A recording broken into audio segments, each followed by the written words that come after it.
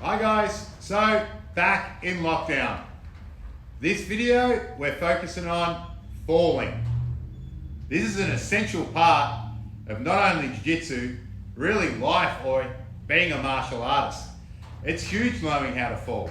Obviously for being able to defend yourself if you get taken down in the street, if you play other sports and fall over, you've got to be able to learn how to keep yourself safe. Even other martial arts, like in Muay Thai, a lot of people get taken down in Thai and they never get taught how to fall properly. Obviously it's huge in judo, it's huge in wrestling. Falling is just something we have to be good at. Whether it's break falling where you're slapping the mat or just understanding how to roll out of things and keep yourself safe. Today we're going to focus a little bit more on the traditional style of falling, so like break falling.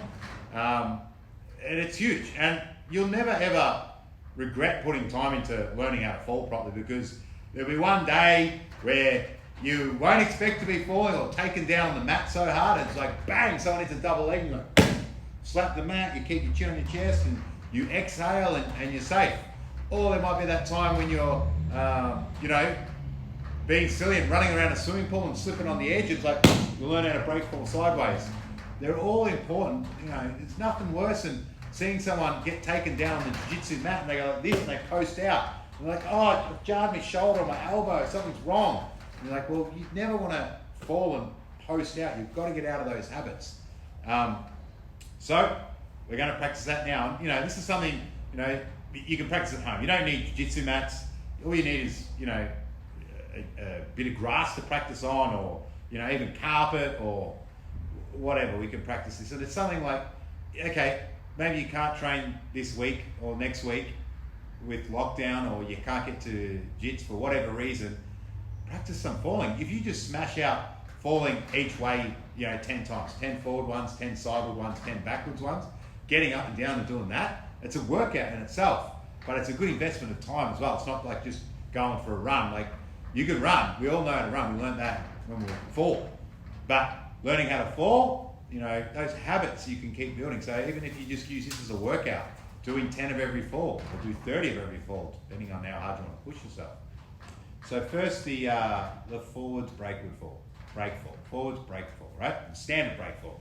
So if I'm here with Rubes, we're going to be very precise on our movement today. So let me just show you why we fall this way. So let's go with a traditional throw, a drop to unagi, right? So we're here, or a shoulder throw with Rubes. Just stand square for me today, Rubes, right? So we're here. I'm going to turn my hip and I've got the arm. So this is a lot of the time, and you'll find out this in class in the upcoming weeks when we're doing takedowns, is the control arm. Okay, so this is the control arm, this is the power arm. Power arm moves the head, control arm controls Ruby from grabbing me back. Yes, I'm like, oh. Okay, so now I've got dominating grips. Anyway, I'm turning in to do the takedown, right? Now Ruby, if she doesn't react and falls wrong, she's going to hurt herself. So while we practice the break fall, look, the way I turn in, I do this sort of 180 spin here. I come underneath, I drop down, and she's doing a forward roll. Right? Now look at the footwork, go backwards where you were. So we're here.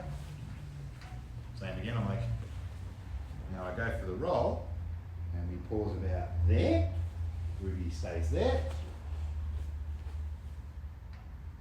Now, just do the forward roll, Ribs. It's exactly what we're practicing. A lot of these takedowns are forced break falls, right? Forced forward rolls. So, how are we going to practice this at home? Or what the things I want you to think about when you're practicing it, okay? Or next time you're on the mat. So if I'm here, I want you to take a step out, right? With whatever leg. So it's the left leg, right? Left leg forward, okay? So now I'm going to go over the left shoulder, just like someone's throwing me over. Now when I do this, I want to look at my back leg. Now, when I go for the fall, I try and do it slow motion first.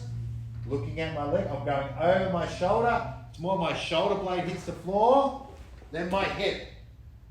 Yeah?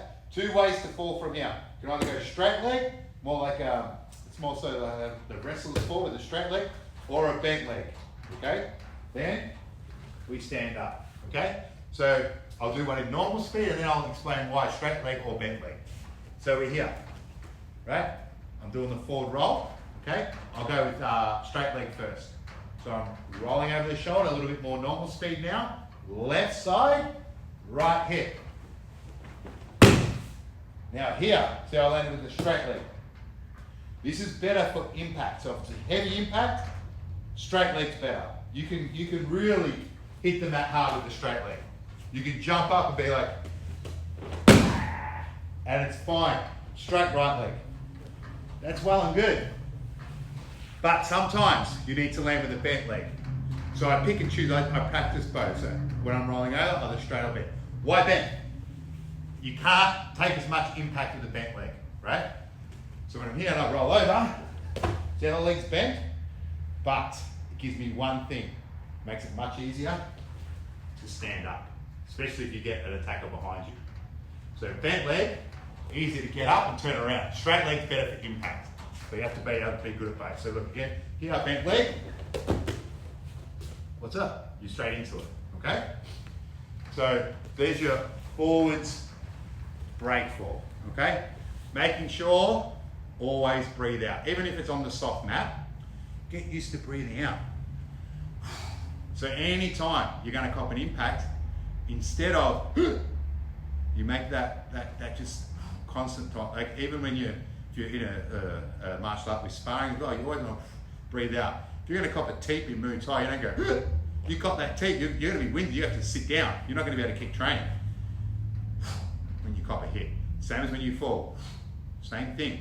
You want to build that habit. You never want to inhale because that winded feeling's terrible. So there's the forward break fall. If you did 10 of them aside, 20 of those real quick, boom, boom, boom, boom, boom, boom, boom, in the backyard, obviously your heart rate will be up and getting the confidence with it. And the two variations on the straight leg or bent leg. For years I did it with the bent leg because it was more of a traditional style of training. And then I went and done some wrestling classes and everyone's landed with the straight leg and I'm like, what? There's the reasons for both. So now, backwards, right? So if Ruby stands up, here, and I shoot just a basic double leg, right?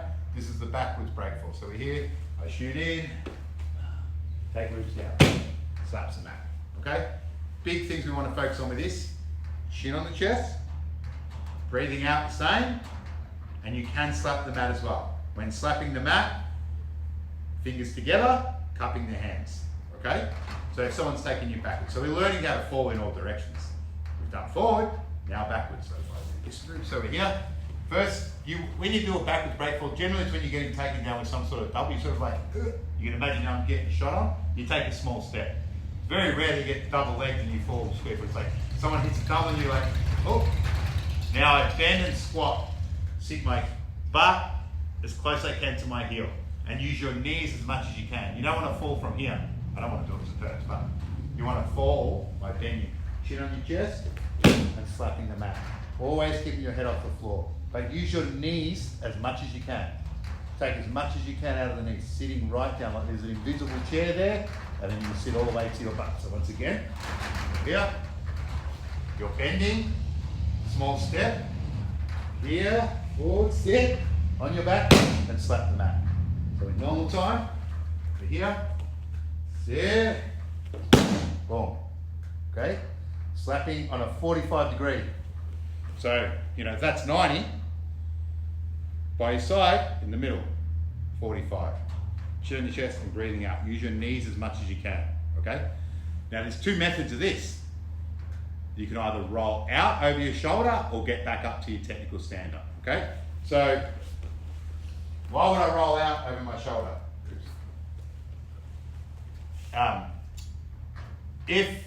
If Rubes does a shove, right, push, and I just push, yeah, it's like, just push, yeah, and I fall. If my legs come too far up, I'm going to keep my head off the floor and roll all the way through and be, okay, what's going on? So once again, someone shoves you, you're like, oh, and straight back up, ready to go. Maybe that, you need that. But also, if someone shoves you and your legs stay low, you might be able to fight from here. You don't want to let your legs up like this. You can be here. You see this a lot in UFC, people starting to fight from here. Then, practice the technical stand-up, which is another video. So you need both methods. You want to be able to roll out, keeping your head off the floor, or fall, keep your legs low, and fighting off your back. These are two different ways with that. So now we've done the forwards roll, forwards break fall, for some sort of, generally like people call it judo technique, some sort of throw, okay? Backwards from the double leg or shove for other reasons, for self-defense reasons. You can roll out or stand up, technical stand up. The final one is a sideward one, which is a little overlooked. Sidewards break fall, where do you use that? There's many times, but here's an example. If I'm with Rubes, again, which you're gonna learn this week, next week we're training for the takedown to power hand, control hand, okay? That power hand moves the head, okay? So when would I get Ruby to use the sideways break fall? Let's just say I go for the outside trip, right? So I step through, here, sideways trip, okay? Ruby fell on a side hip and fell sideways. Thanks, Ruby. So how do I practice that? Well, from here, I bend my knee and I slide my leg in front, yeah? So it goes here, in front, and I'll fall on my side. Just getting used to this. Same rules apply. Head off the mat, fall on your side, slap the mat. You can't slap with both hands because you're sort of twisting your spine weird. So whatever side you're falling on, just that arm there. Don't do this. I'll try to do it from the top. Don't do this. That's so common. Even when I do it in class, you go, everyone up and down the mat, practice side break. People still do this. Please don't do that. You fall on your side, okay? So we're here, it's like here, okay? So there's two ways you can practice this. You practice falling on your side, getting up in a technical stand-up, or fall on your side, roll over, and get up. So once again, fall on your side, breathe out, bend those knees, right? Do a technical stand-up, or fall on your side, roll over your shoulder, come back up, ready to fight back. So now, you've got all directions, forward and sideways. So whichever way you fall, the one rule, two rules, main rules. Breathe out, keep your head off the floor. Then, all the other things keep you safe as well. The break falling, bending the knees and so forth. Now those movements, you want to visualize using them in the actual environment, whether it's someone shoving you, whether it's someone actually taking you down, and you want to do it with real intention, breathing out, you can make the break falls relatively hard, conditioning your body, getting used to falling, because your body does get conditioned to it, over and over and over and over again. You need to know how to fall. You do Jiu-Jitsu, right? Jiu-Jitsu, yes, we spend a lot of time on the ground, but you do start in Jiu-Jitsu matches on your feet. You must be very, very confident when you're falling, okay? So the more you can practice this, especially in this lockdown period, so when we get back on the mats and we're doing takedowns when we get back, you're just like confident with it.